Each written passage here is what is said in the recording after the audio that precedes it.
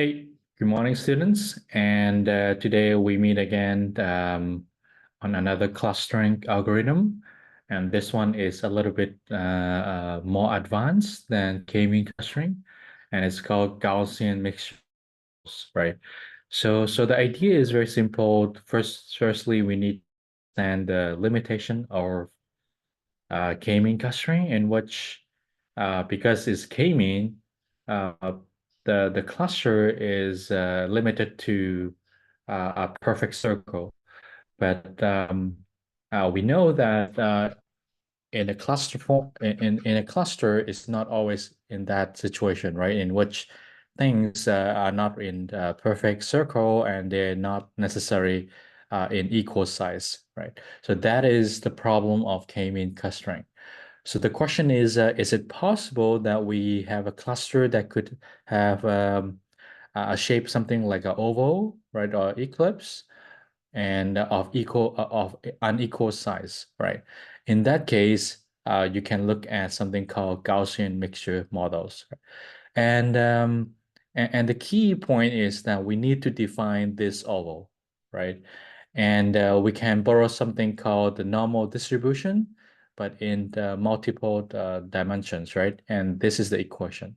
Even though it looks very difficult, if you recall the tutorial we have in the naive Bayesian Gaussian, you will be very familiar with this formula.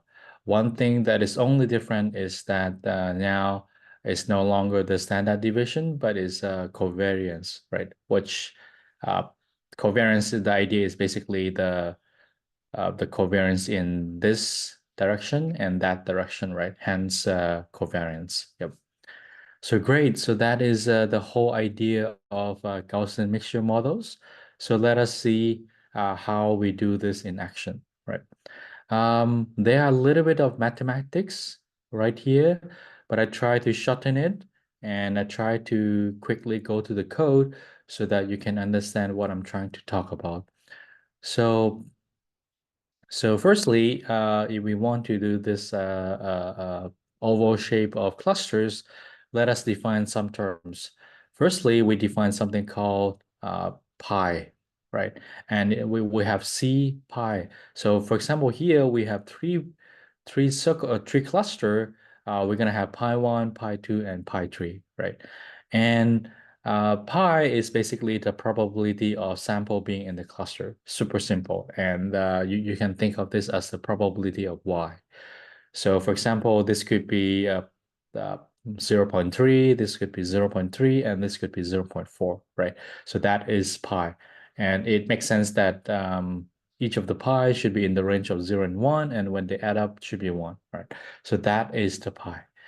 And um, if we refer back to the Bayes theorem, we remember we can recall that the probability of y given x is the same as probability of y multiplied with probability of x given y divided by probability of x. But we can omit that again because we're comparing the probability, so we just simply omit the division of probability of x. Now, if we map everything, we can say that y is nothing but the cluster, and x is each of the sample, and probability of y is nothing but the pi of that cluster multiply with what is the probability of x given y? Well, we have this normal distribution formula, right? Which define for us what is the probability of that x in that y, right? And when I say y, what is the definition of that y? Well, the param is that cluster, right, is parameterized by the mean, which is here, right here, the center, and the covariance, which is defined by how wide and how high this oval is, right? So this function help us define how do we actually get these clusters. Now, based on this information, Gaussian mixture models define the objective that, hey, if we want to find these three clusters or these C clusters, we have to maximize this function, right? Great. So if we define this clearly, we have to maximize the log likelihood of this function. And the only reason why we apply log here is just to ensure mathematical stability, as we have mentioned that logarithm does not change the relativity numbers of the numbers. It just makes sure that things are not too small or too like overly small, like 0.00003, right? So that is the whole idea about the idea. And the normal procedure would be to compute the gradient of that parameter. So if we want to update mu, we put mu here and we set it to 0. If we want to update the covariance, we set this to 0. We put this in here and set it to 0. If we want to update the pi, we put the pi in respect to the loss and set it to 0. Then we can actually find how do we update each of them. But um, but if you try to do this directly, you will find that there's no closed form. What is closed form? Closed form is the idea that there's really no solution to it. Even to you set it's right. So then we scientists need to come up with the idea that, hey, if we set it to 0 and we found out that there's no something called closed form in which there's no definite answer, how do we do? Then it comes to idea called expectation maximization that is linked to the k-mean clustering. I will come back to that later on, right? But that is the idea that we need to still compute the gradient and set it to 0. But how do we do that if there's no definite answer? So, but before that, let me define another term called responsibilities. And responsibility is nothing but, in simple, is basically the probability of that sample belonging to that cluster C, right? So I hope you understand that. And divided by the probability of that sample over all clusters, right? So you can imagine that this R responsibility I is composed of the probability of that sample belonging to cluster 1, the probability of that sample belonging to cluster 2 until K, right? And it makes sense, right, that over all the cluster, that sample that sum will be equal to 1, right? So if you don't understand that, so let's say this sample, right? The probability of this sample belonging to this cluster could be 0.8. The probability of this sample belonging to this could be 0.1. And the probability of this sample belonging to this cluster could be 0.1, right? So when they add up, should be 1, right? But that is the idea of this R, right? And C is basically the over the cluster, and I is the sample I'm pointing at that moment, right? Great. And of course, for each of the sample, it must be greater than or equal to 0, right? I think that makes sense too. Great. So if we have this, and of course, we can take a look at how do we actually calculate that. And the idea is super simple. You take the py and multiply with the py given x, right? And this is nothing but based on this formula right here, right? Because we've defined that the probability of c given xi is this. So hence we just simply plug it here. Now and normalize it, then we can get the responsibility R. I know that the name of responsibility is a little bit confusing, but is the main thing you need to understand is what is a responsibility. Okay, great. So if you understand this responsibility, now we can go to the expectation maximization algorithm. So the idea is that, hey, if we know that we need to maximize this formula, and if we take the partial derivative with respect to this one, and this, the pi in respect to mu and the covariance, we can update it. But the idea is we cannot set it to 0 because there's no closed form. So how do we do that? Well, the idea is that we can find we can use this EM algorithm to keep doing this iteration between expectation and maximization, and eventually we hope that it reached the optimal, right? So this is the whole idea of expectation maximization. So let me read here, right? That is if you notice that the responsibility actually depends on the mean, covariance, and pi, right? That is the probability of each of the sample belonging to that cluster. But at the same time, the mean, covariance, and pi also depends on R. Based on this, we can use this EM diagram. So algorithm, sorry. So firstly, we can create a random mean and covariance and pi of each of the clusters, very similar to the k-mean clustering. And then we can calculate R. And that is the E step. And then we can repeat one in which we recalculate the mean, covariance, and the pi based on this R. And then we calculate the R again. And then recalculate the mean, covariance, and pi again. So that is the whole idea of this EM algorithm, right? So let us take a look. So firstly, let me define a term called N, right, of each of the cluster, right? And by summing all the total responsibility of the C clusters around all samples, we get this N. Okay, so it's fairly very simple. So let's say the responsibility of that cluster, I'm talking about only one cluster across all the samples, will define you a term called NC.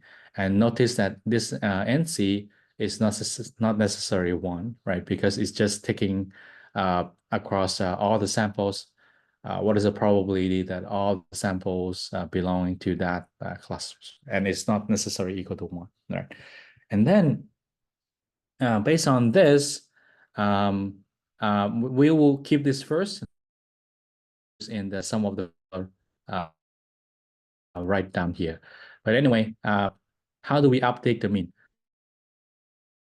Once we have the mean, so the idea is that we first randomize mean, covariance, and pi.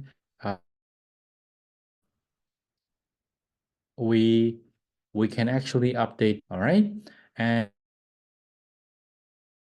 that is the new mean is nothing but take the responsibility of multiply with A divided by the responsibility of that sample, right? So basically, you are weighted probability of that sample, right? The idea of how do you update this.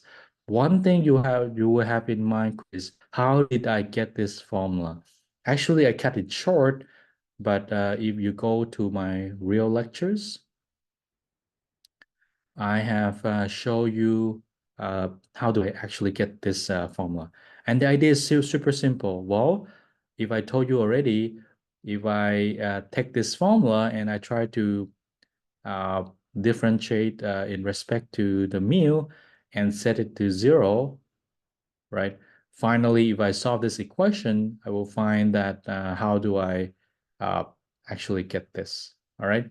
And this is nothing but this, right? This is nothing but this, and n, the equation n is nothing but this, all right? Which is basically what I have already defined here. So this could be, you can call this n, right? But anyway, it's the same thing, all right? So you can always refer back to my real lecture. But anyway, to keep it short, if you want to only understand the intuition, I think this should suffice. All right. Similarly, based on that same operation, we'll get that the way to update the covariance is as follow, and the way to update the pi is as follow, right? So let us recap again a little bit. How do we do that? Well, first thing is we create a random mean, covariance, and pi, right? So basically, let's say we define that we need 3 circles, right? Then we create a random mean and covariance and pi of each of the circle. Then you have some three circles that is very random, right? Then what do you do?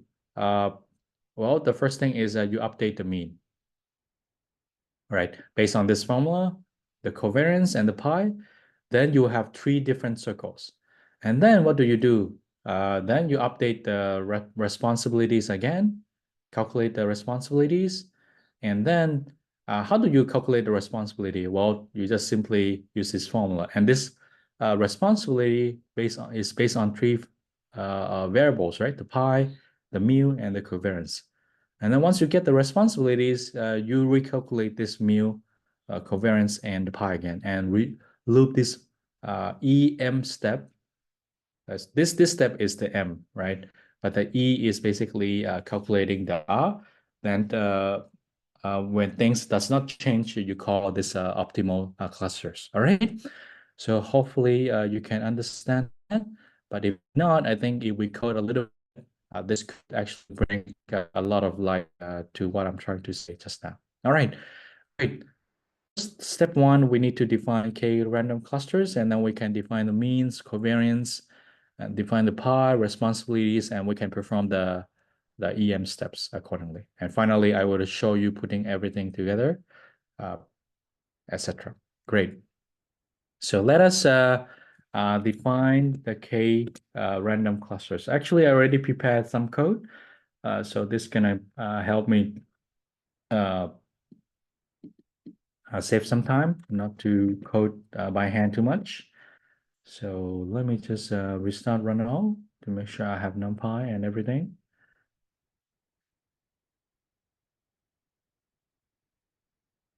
All right, so now I defined three clusters, 9 samples, and each of them has a very clear distinction.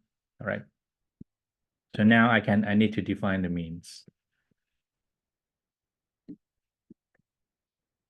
So I know that I have three clusters, and then I get the M and N, all right, from the X, and then I can randomly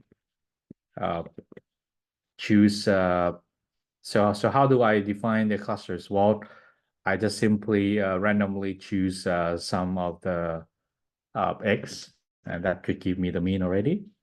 So the mean is nothing but basically those numbers, right? That I pick K numbers, right? But I have one more thing I need to define, that is covariance later on, right?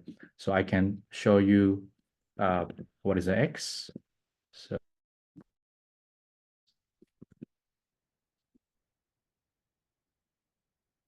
right, so this right, and if we define the, we can see that 3K, three clusters. This is the first mean, right? The first circle, and this is the second circle, and this is the third circle. All right. So that is the shape is basically N comma K. Okay. So this one is simply, if I'm not wrong, this example, and this one is nothing but this sample, right?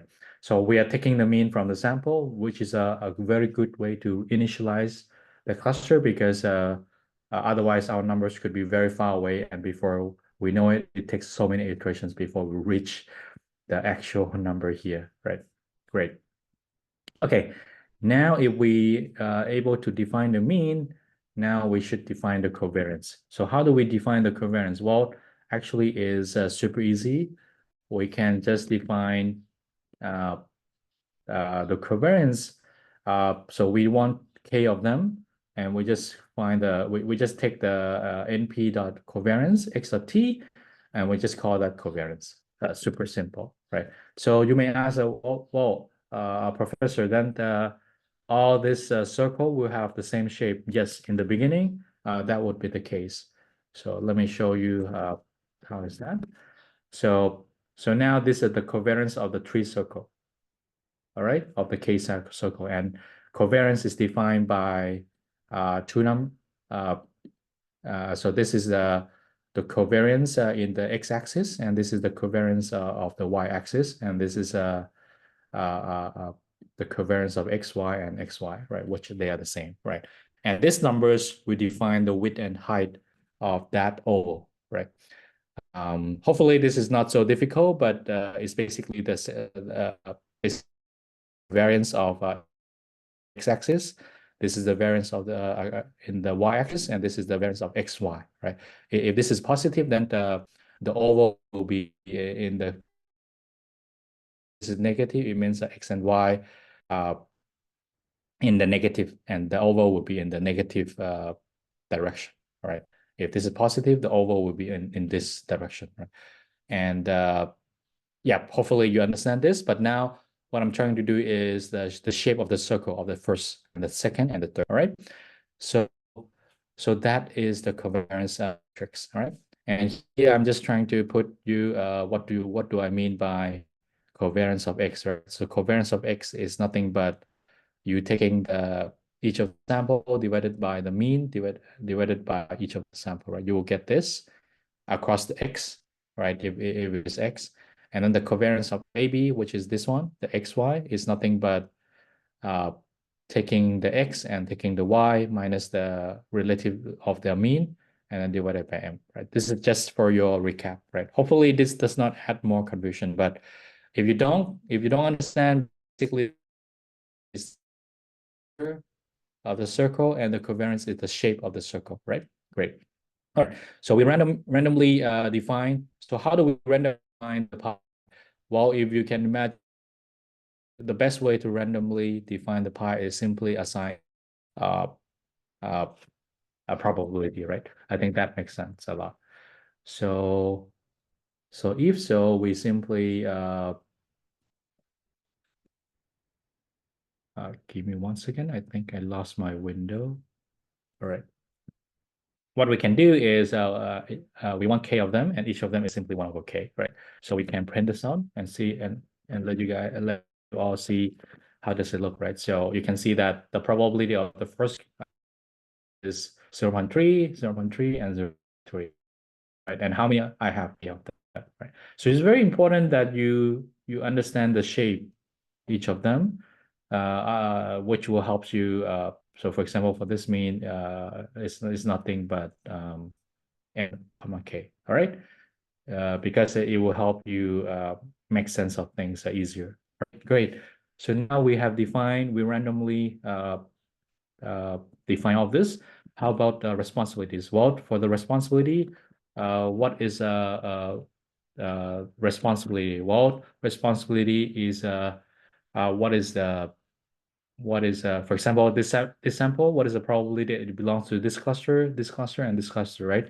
Well, for each of the sample, we just say that the probability is 1 over 3 belonging to this sample, this cluster circle, 1 over 3 to this, and 1 over 2 to this, right? So then in that case, we can simply say that the responsibility, the shape is m comma k, and each of the values is simply 1 over k, right?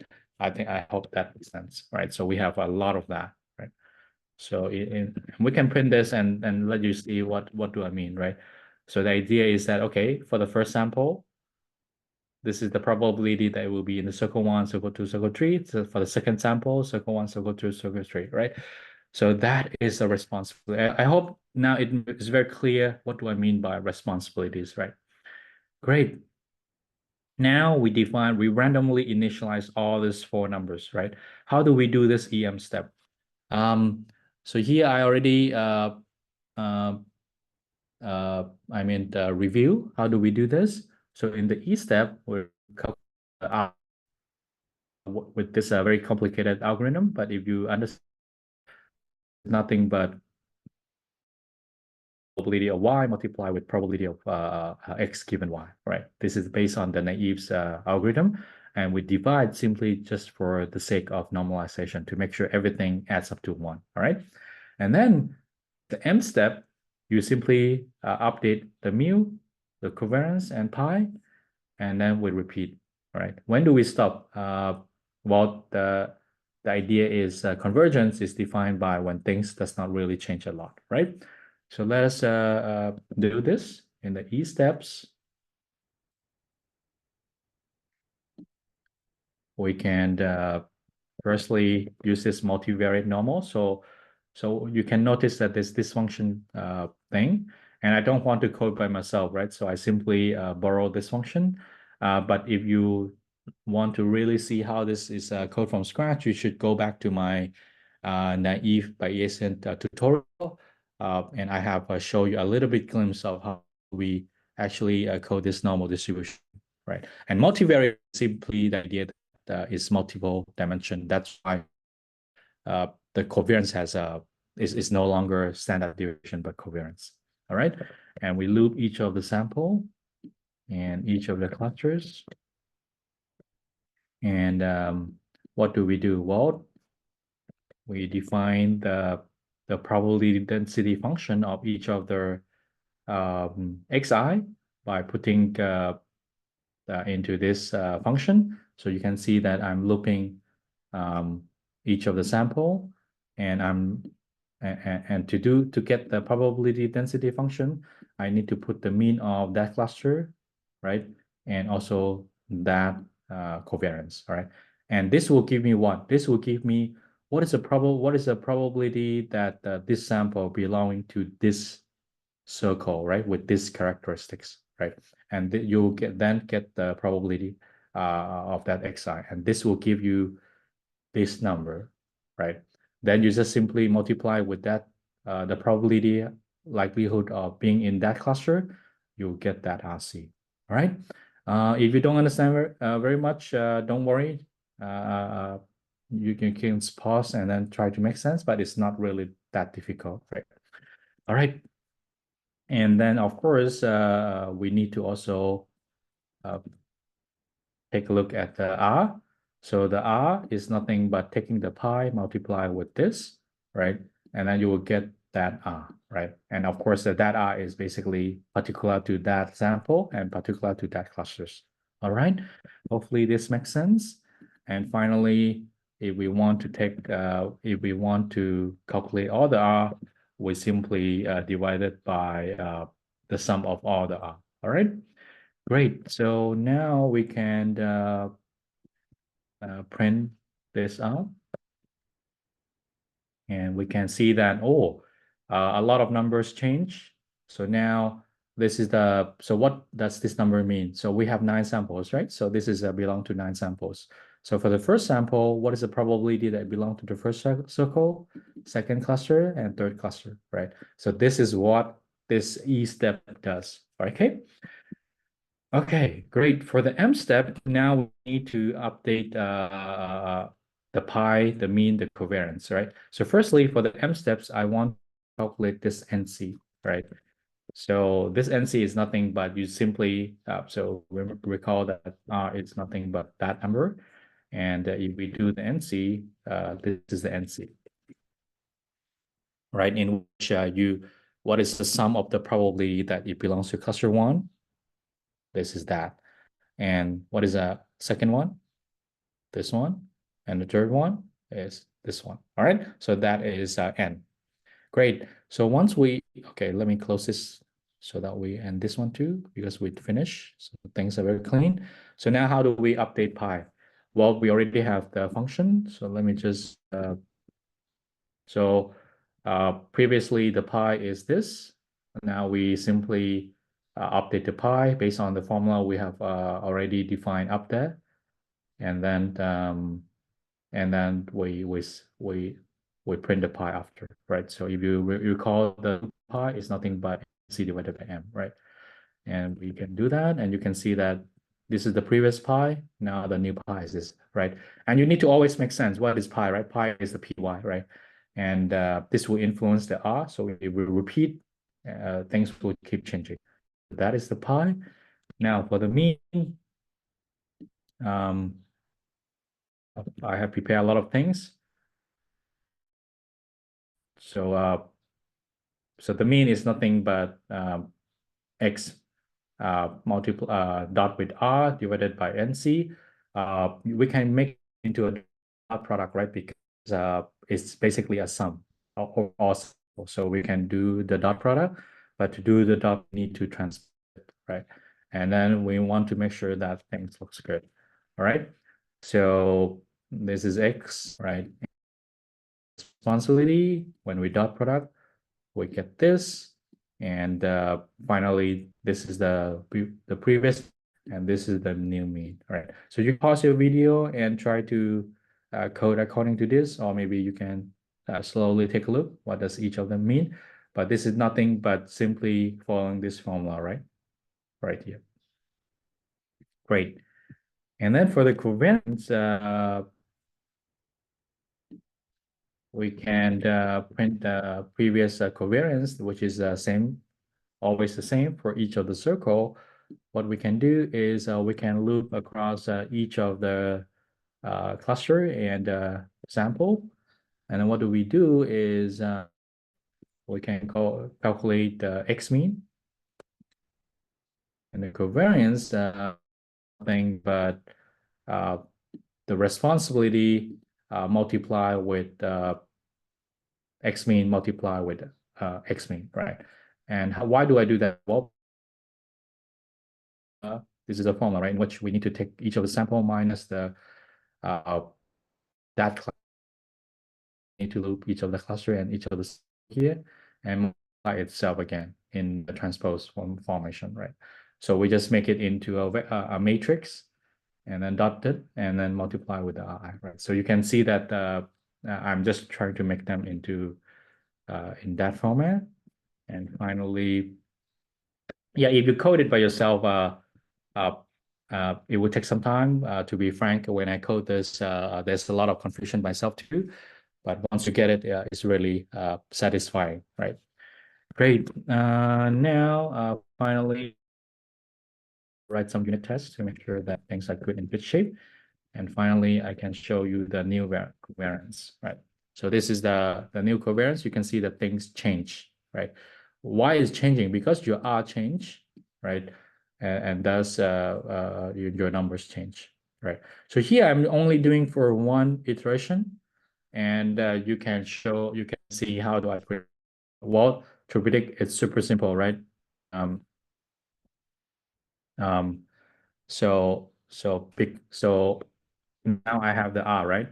So assume that I learn all the R and I do this many times. Now I get the R.